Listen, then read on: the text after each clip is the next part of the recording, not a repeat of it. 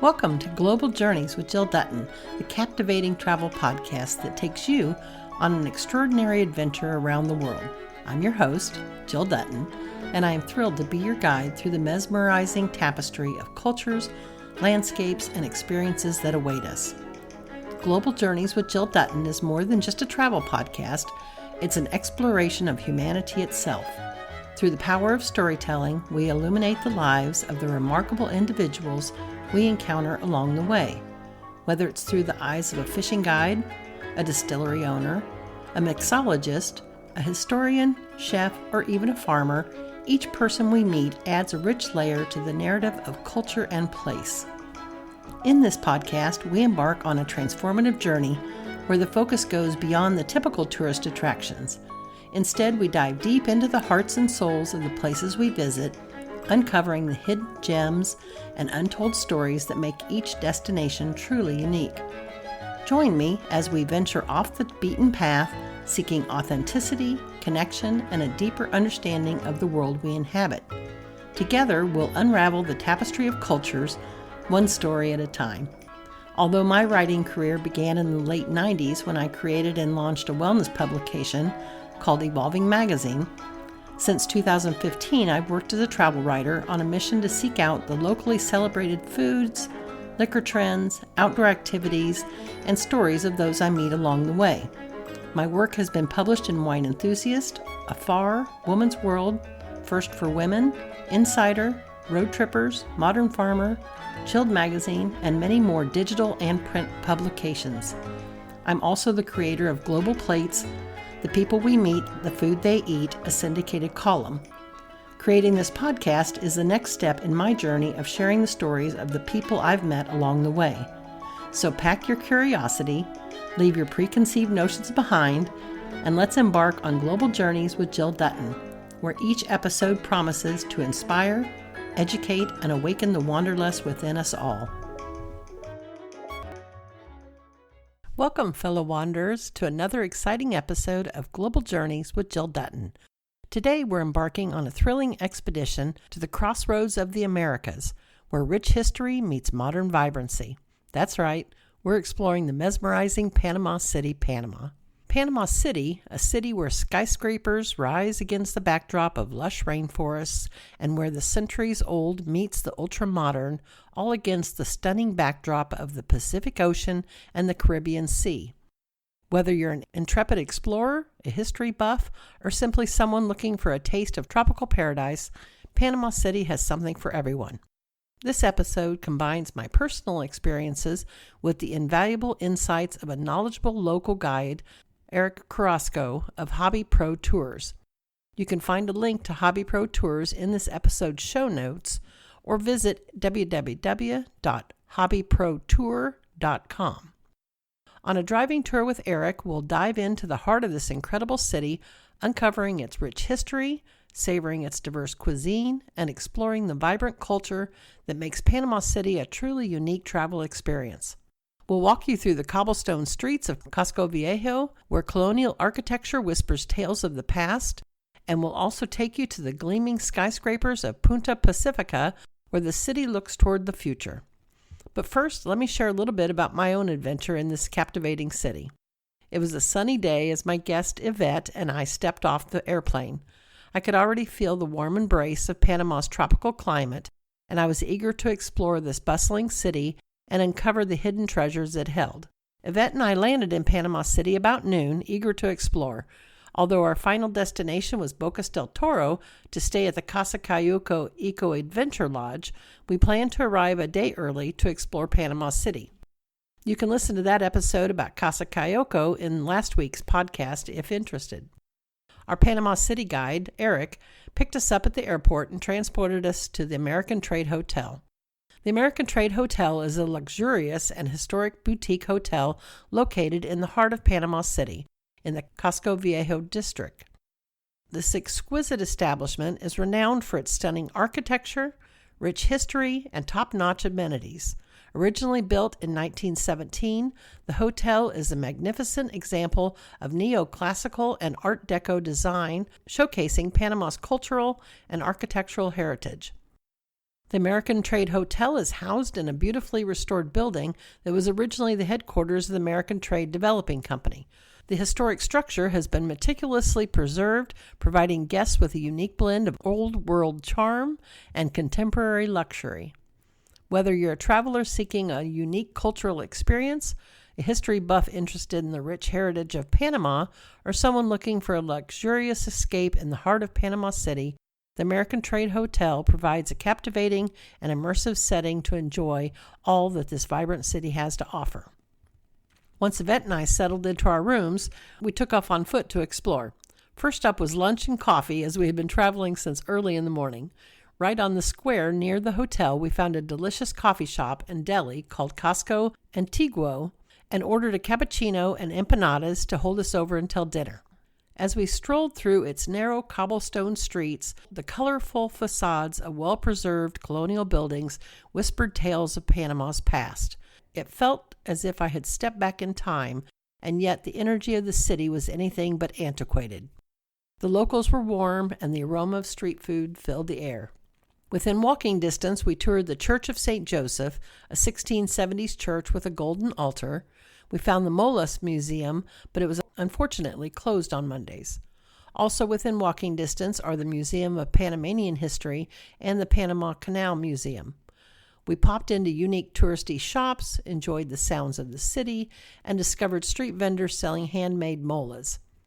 To discover local foods, the San Felipe Neri Public Market is about a 9-minute walk from the hotel, and there you'll discover produce, Panamanian fried foods, fresh juice, fish, and more. That evening, we headed next door for outdoor dining on the square at La Fisheria Seafood. A leisurely meal of fried sea bass was enjoyed under the stars with the sounds of the city surrounding us. A synchronistic event happened, and a Facebook friend saw my post about the hotel. He commented that he was also in Panama City, just a block away. We decided to meet for a cocktail after dinner at the rooftop bar across the square at Casco. With loud music playing, the three of us enjoyed a cocktail atop the roof overlooking Casco Viejo. It was thrilling and romantic, and a night I won't forget. After such a long day, we were ready for sleep as we had an early pickup in the morning. Our driver, Eric, was picking us up early and taking us on a half-day tour of Panama City before our 1 p.m. flight to Bocas del Toro. Here's a pro tip when visiting Panama. Keep in mind when scheduling flights, there are 2 airports in Panama City that you'll utilize if flying into Bocas del Toro. From the U.S., you'll fly into Tocumen International Airport, but to fly to Bocas del Toro, you must depart and arrive at the Albrook Marcos A. Gelabert International Airport. Keep this in mind when scheduling flights. Our driver said visitors often miss their flight home because they didn't realize they needed to change airports. We scheduled our visit to arrive a day before our reservations at Casa Cayuco in Bocas del Toro, allowing us a leisurely entry into the country without rushing to the next airport, but had the added benefit of a day and a half in Panama City to explore. On the route home, we didn't plan for this extra day of travel and experienced an 18-hour travel day with a boat ride to Bocas Town, the flight to Panama City, a flight to Miami with a 3-hour layover, then the flight home to Kansas City. Next time, I'll break up this long travel day with another night in Panama City. Back to our tour of Panama City. Eric was a knowledgeable guide who made the city come alive with his insights and passion for Panama. Eric took us to the Panama Canal, a marvel of engineering, where we witnessed the colossal ships passing through the Miraflores locks. It was a jaw-dropping sight and a testament to human ingenuity. While there, we watched the IMAX 3D film that's narrated by Morgan Freeman and called Panama Canal, A Land Divided, A World United. It's a visually stimulating history of the Panama Canal. After visiting the canal, we toured several areas of the city. Eric's passion for his city was contagious, and his stories about Panama's history, culture, and modernization were both engaging and enlightening. The following recordings were made during our tour of Panama City, and Eric talks about his background, the building of the Panama Canal, the history of the city, tourism, and don't miss destinations, and more. I hope you enjoy the tour as much as we did.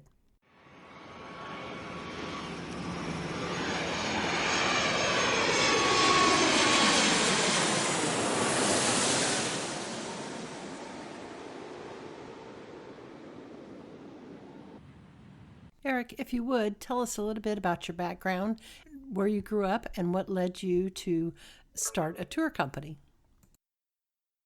My dad was, before my mom got pregnant, my dad applied for a job in the Panama Canal in the 60s, actually 2 years before I was born. He applied for a job in 1965 for the Panama Canal.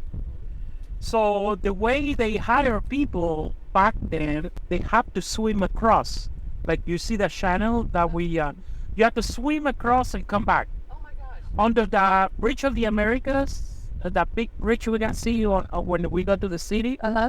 That is called Bridge of the Americas, built in 1962 by the U.S. And it's a little bit wider. So that was the only test.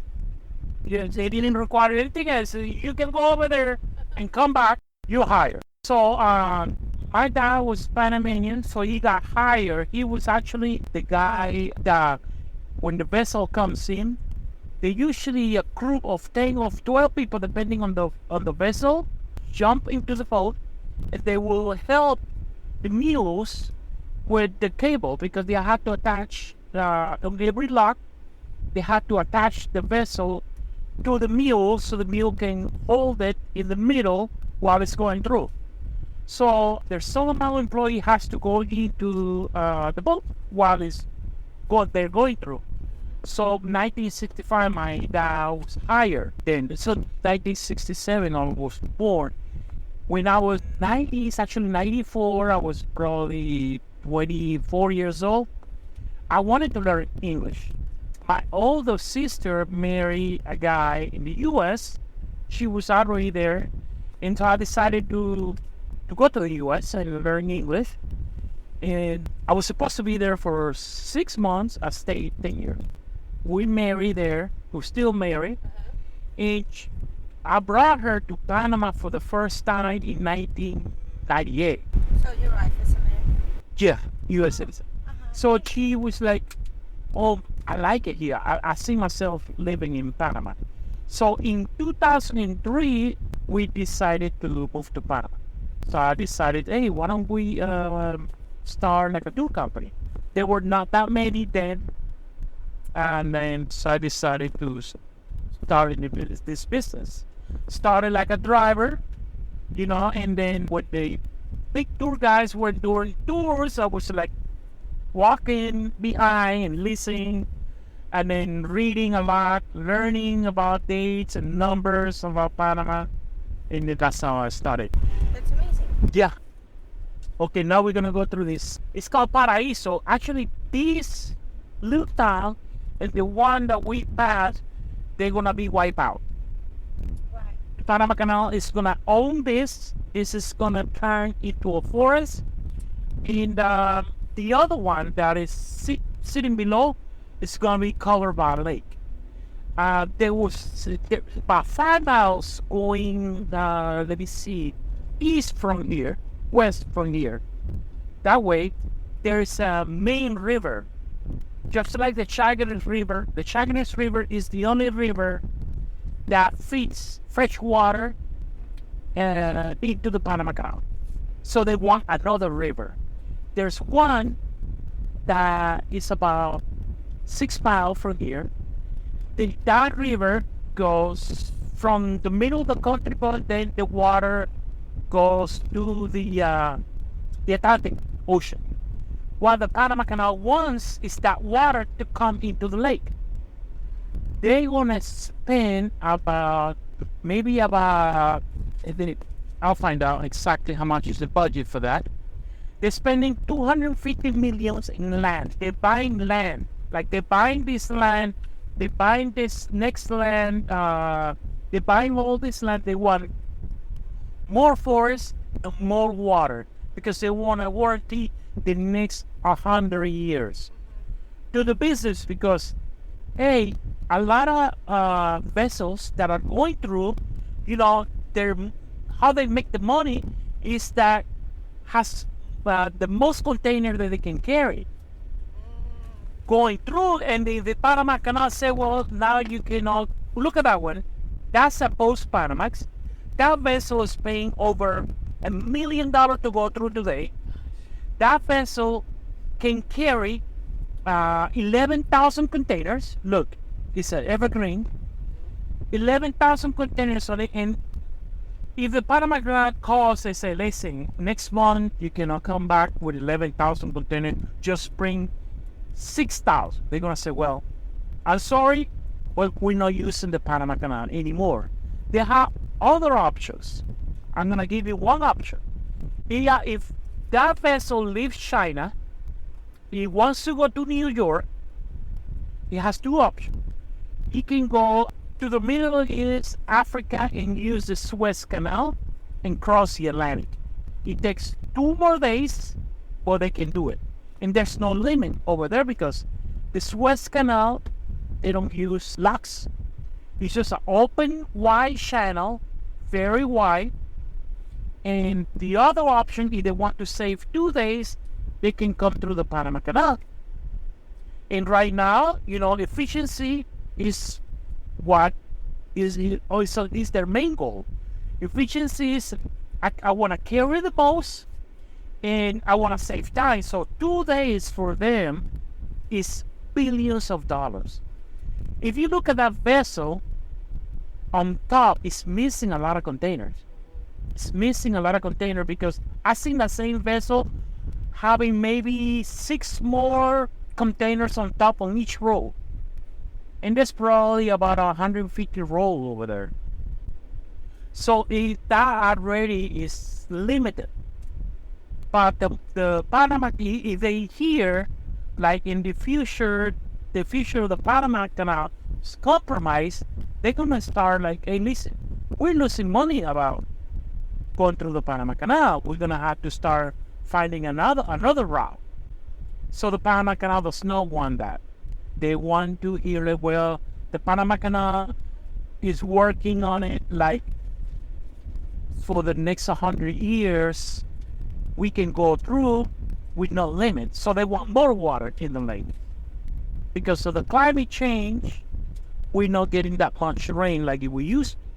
Yeah, I can tell that vessel is missing a lot of containers on top. So that means that, moving right now, right? yeah, it's moving, yeah.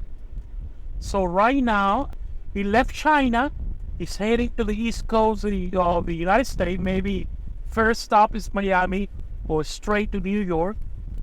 And that has the merchandise for Christmas. So it's very important that merchandise gets there on time. They want 50,000 more acres of water.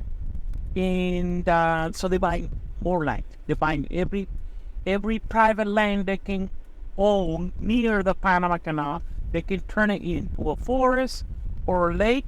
They will do it. Now, this tour that we're on with you today, is this something that a visitor could book with you? Yeah, sure. And where did you take us? Just so that it's on. Okay, depending on what time is tour, if we do a morning tour, I want to go as early as I can to the Panama Canal first. Yes. And then after we do the Panama Canal, then we do the city, and then we do the old town, and then we do the Amador Island. There's 2 types of tour. One is called the full day, that will do this thing, and then we go to the rainforest as well. Okay. Like we go into rainforest, and we enter the Freedom National Park. That is the full day. Usually it takes about 6 hours, 6 to 8 hours, depends. And then there's the half day. That's the one we're doing today. With the half day, we do Panama Canal, Panama City, Old Town, and the Amador Islands.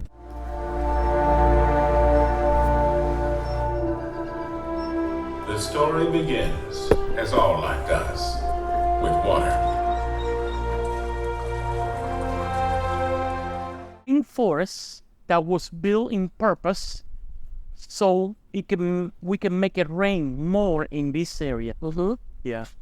So it's part of the 130,000 acres of protected land.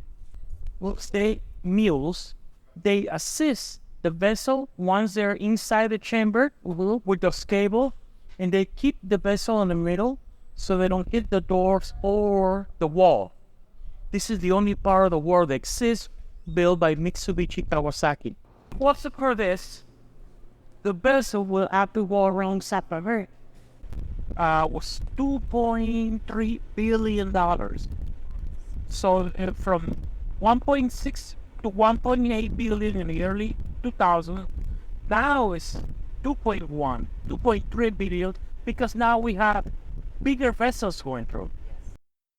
And as far as visitors, are most people coming from, I mean, is it just a mix from, all over the world? Yeah, all over the world. Relocation, U.S. for sure. Okay.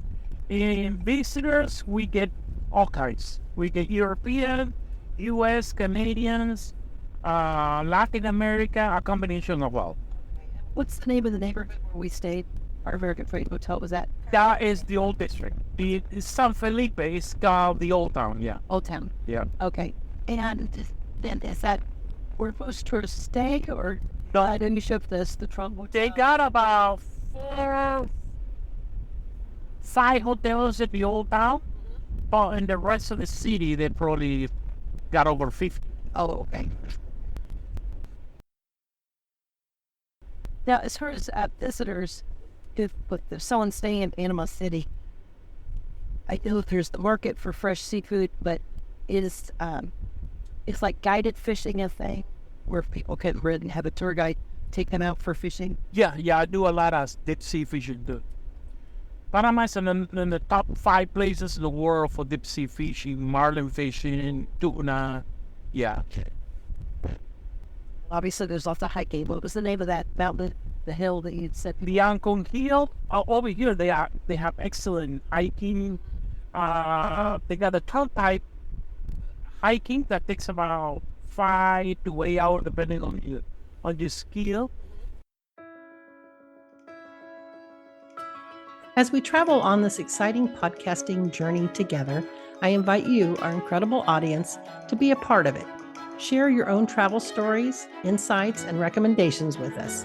Whether you have a hidden gem in your hometown or a dream destination that has captured your imagination, we want to hear from you. Your suggestions will help shape the future episodes of Global Journeys with Jill Dutton, guiding us towards extraordinary locations and experiences that deserve a spotlight. Remember, this podcast is not about just the host or the guests. It's about the collective exploration and discovery that unites us all as wanderers in this vast world. So reach out to us through our website, social media channels, or email and let your voice be heard. Send your suggestions to me at jill@globaljourneyswithjilldutton.com. I can't wait to hear from you. Until next time, may your travels be filled with endless curiosity, open-hearted encounters, and transformative adventures. Safe travels, fellow explorers, and keep wandering.